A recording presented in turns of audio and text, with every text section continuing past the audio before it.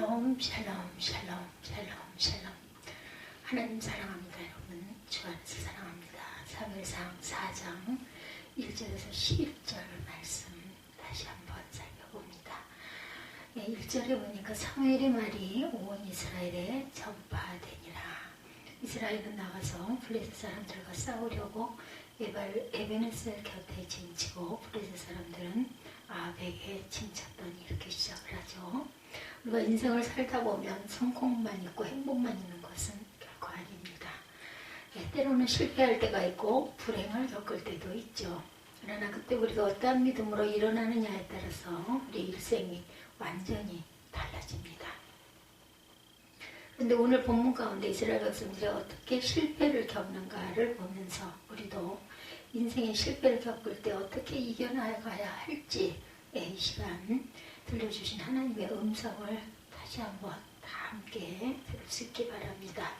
과거의 실패의 원인부터 바로 깨달아야 한다. 3절에 보면 백성이 진영으로 돌아오매 이스라엘 장로들이 이르되 야훼께서 어찌하여 우리에게 오늘 블레셋 사람들 앞에 패하게 하시옵는고 야훼 언약궤를 실로에서 우리에게로 가져다 우리 중에 있게 하여 그것으로 우리를 우리의 원수들의 손에서 구원하게 하자.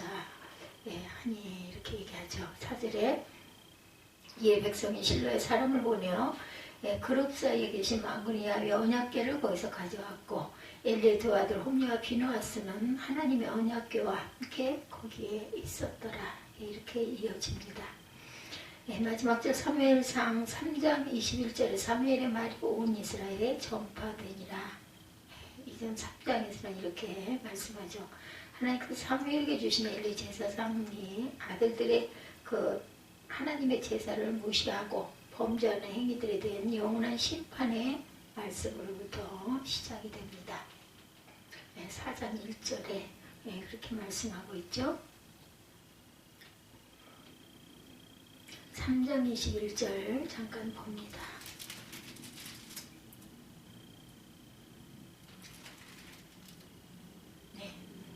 야훼께서 실로에서 다시 나타나시되 실로에서 여호와의 말씀으로 사무엘에게 자기를 나타내시니라. 그래서 자기를 나타내셨으면 어떻게 하셨을까요?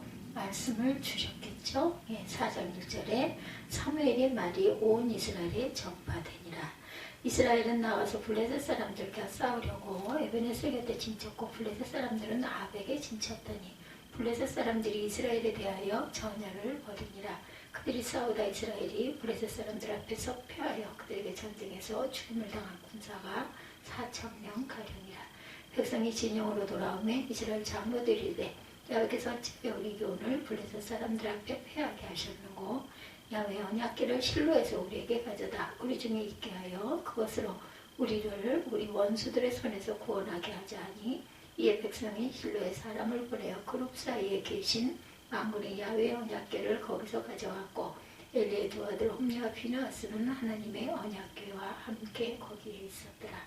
야훼 언약궤가 진영에 들어올 때 온 이스라엘이 큰 소리로 외치며 땅이 울린지라.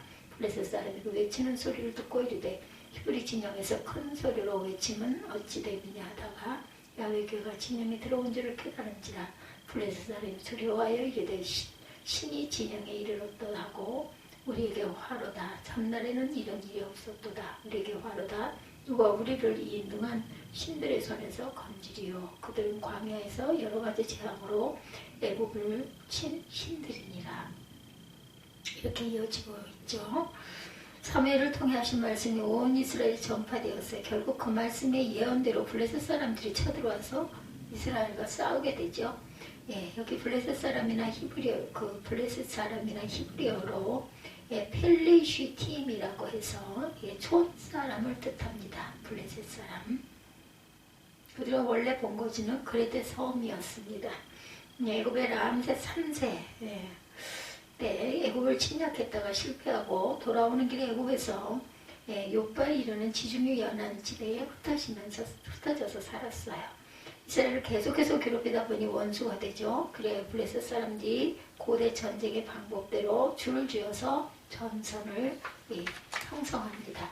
이스라엘을 침략하여 칼과 창으로 백병전을 벌였는데 이스라엘이 이날 전쟁에서 군사들이 4,000명가량이나 죽었다 이렇게 증가하고 있죠. 오늘 본문에 이스라엘의 빼산병들이 에베네셀 진영으로 돌아오자 장로들이 여기서 어째 우리 그 블레셋 사람들 앞에 패하게 하셨는가 이렇게 이어지죠.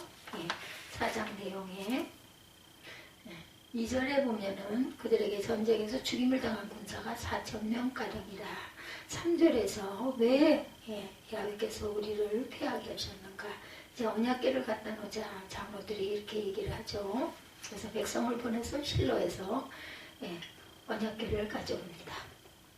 패배의 원인 엘리세 사장의 아들로부터 시작해서 야훼 하나님을 떠난 불신앙 때문에 패전을 했는데 하나님의 법궤가 전쟁터에 그들의 곁에 없어서 패했다라고 생각을 하는 거죠. 이렇게 자꾸 패하니까 언약궤를 갖다 우리 옆에 모시고 우리가 전쟁을 하자 이런 그 의견이 장로들 사이에 나온 거예요. 그들은 회개할 생각은 하지 않고 하나님의 법궤만 가져오면 우리는 이길 수 있다라는 잘못된 판단에 빠져 있습니다. 말씀 마지막 때 우리의 신앙도 마찬가지 아닐까. 우리 개인이나 가정이나 직장이나 심지어 하나님의 교회나 우리나라나 민족도 마찬가지가 되지 않을까. 인생의 실패를 겪을 때 실패의 원인이 어디에서부터 생겨났는가를 깨달아야 합니다. 무엇보다 나의 영적인 문제가 무엇인가를 돌이켜봐야 합니다. 나 자신부터 통회하고 자복해야 한다. 모든 문제는 자연스럽게 하나님으로부터 풀려집니다. 특별히 인간의 탐욕으로부터 시작된 코로나19의 위기 속에서도 세상 사람들은 정부의 방역 조치를 비판하고 경영자들을 비난하고 남을 탓할지 모르지만 믿는 우리는 가장 먼저 교회가 그동안 세상의 소원과 빛의 사명을 얼마나 진정으로 감당했는지부터 돌아봐야겠습니다. 많은 때 우리가 영적 교만에 빠지게 되죠. 자기 자신은 신앙생활을 잘하고 있는 줄로 착각하고 있는지 모르지만 우리가 먼저 통해 잡아가게 될 때 거기서부터 우리의 삶의 실패로부터 벗어나고 진정으로 은혜롭고 축복되고 복된 신앙생활을 회복하게 된다는 것을 잊지 맙시다. 시편 32편 3절에서 5절에 증거하듯이 내가 통해 자복하지 않을 때는 어떤 그 어려움, 그 힘든 일 또한 그 여러 가지 자연재해 이런 모든 것 이런 것으로 인하여 내가 아주 지치고 힘들 때가 있습니다. 심령의 진해까지 빠져나가죠. 완전히 인간이 폐인이 된 듯한 그러한 어려움을 겪을 때도 있죠. 우리 자신 통해 자복하게 될 때 우리 죄악만 용서받는 것이 아니라 모든 앞길이 열려지게 된다는 것을 잊지 맙시다. 우리 인생의 어떠한 실패 가운데서도 우리의 과거의 패배의 원인부터 바로 깨달을 줄 알아야 되겠다. 영적으로 바로 서야 되죠. 복음의 열정을 쏟아 최선만 다하면 하나님께서 어떤 인생의 실패 가운데서도 전화위복의 계기를 삼아주실 것을 잊지 말고 믿으시기 바랍니다. 현재의 큰 불행 전에 돌이켜야 한다라고 10절에 보니까 말씀하고 있습니다. 그래서 사람들이 쳤던 이스라엘이 패하여 각기 장막으로 도망하였고 살육이 심히 커서 이스라엘 보명이 엎드러진 자가 3만 명이었고 하나님의 교회는 빼앗겼고 엘리의 두 아들 홈리와 비누아스는 죽임을 당했더라. 당일에 어떤 베냐민 사람이 진영에 달려와 자기의 옷을 찢고 자기의 머리에 티끌을 덮어 쓰고 실로에 이르니라.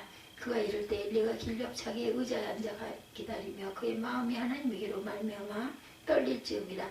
그 사람이 성읍에 들어오매 한림의 온 성읍이 부르짖는지라. 엘리가 그 부르짖는 소리를 듣고 이르되 이 떠드는 소리는 어찌 됨이냐. 그 사람이 빨리 가서 엘리에게 말하니 어떻게 됐어요? 그때 엘리의 나이가 98세라. 그의 눈이 어두워 보지 못하더라. 그 사람이 엘리에게 말하되 나는 진중에서 나온 자라 내가 오늘 진중에 도망하여 왔나이다. 엘리가 이르되 내 아들의 일이 어떻게 되었느냐. 소식을 전하는 자가 대답하여 이르되 이스라엘의 블레셋 사람들 앞에서 도망하였고 백성 중에 큰 살육이 있었고 당신의 두 아들 홈리와 비누아스도 죽임을 당하였고 하나님의 교회는 빼앗겼나이다. 하나님의 교회를 말할 때 엘리가 자기 의자에서 뒤로 넘어져 몸 곁에서 목이 부러져 죽었으니 나이가 많고 비대한 까닭이라. 그가 이스라엘의 사사가 된 지 40년이었더라. 결국은 이렇게 해서 죽고 말지요. 법궤를 가져왔고 이스라엘 백성들은 승리와 확신에 차서 땅에 물릴 정도로 환호했다라고 기록되어 있습니다. 반대로 법궤로 옮겨온 소식을 전해들은 블레셋 사람들은 두려움에 빠지죠. 그들의 심히 진영이 이르렀도다. 우리에게 화로다. 전날에 이런 일이 없었다다. 우리에게 화로다. 누가 우리를 그 능한 신에서 건지리요. 그들은 광야에서 여러 가지 재앙으로 애굽인들을 친 신들이니라. 너희 블레셋 사람들아 강하게 되며 대장부가 되라. 너희가 히브리 사람의 종이 되기를 그들이 너희의 종이 되었던 것 같이 되지 말고 대장부같이 싸우라. 7절에서 9절까지 이렇게 증거를 하고 있죠. 4장 7절에서 9절까지 내용입니다.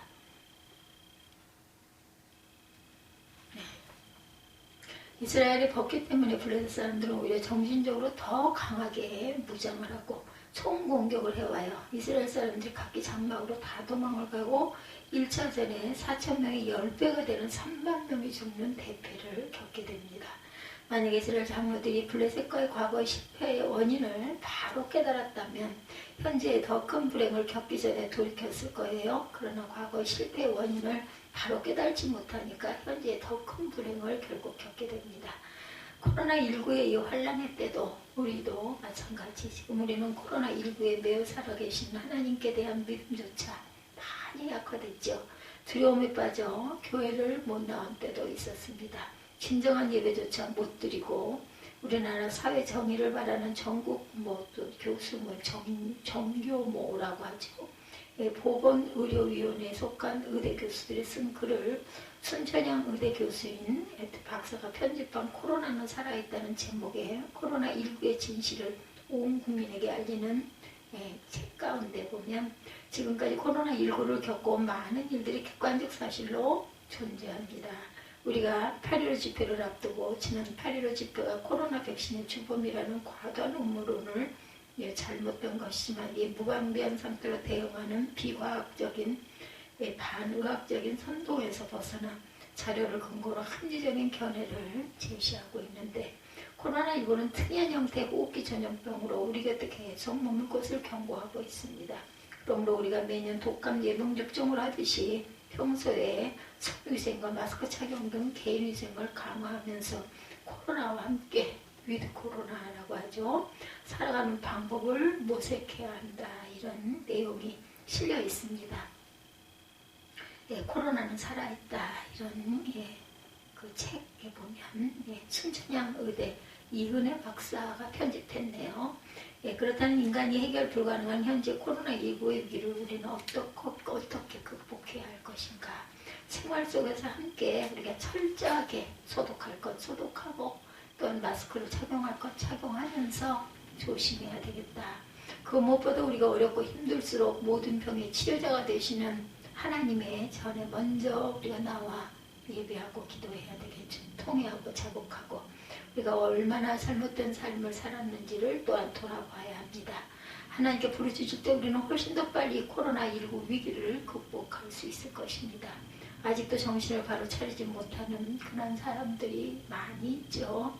코로나19가 두려워 성전에 못 나오는 근데 나라에서 그것을 그렇게 차단을 했었어요. 그래서 결국은 다들 위성으로 예배를 드리기도 했었죠. 지금은 물론 풀려서 정상적으로 예배를 드리고 있지만 지나간 날을 돌이켜보면 코로나19가 두려워서 또한 그 정부의 강압적인 정책이 두려워서 그리고 또한 지켜야 되기 때문에 못 나온 그런 시기가 있었습니다.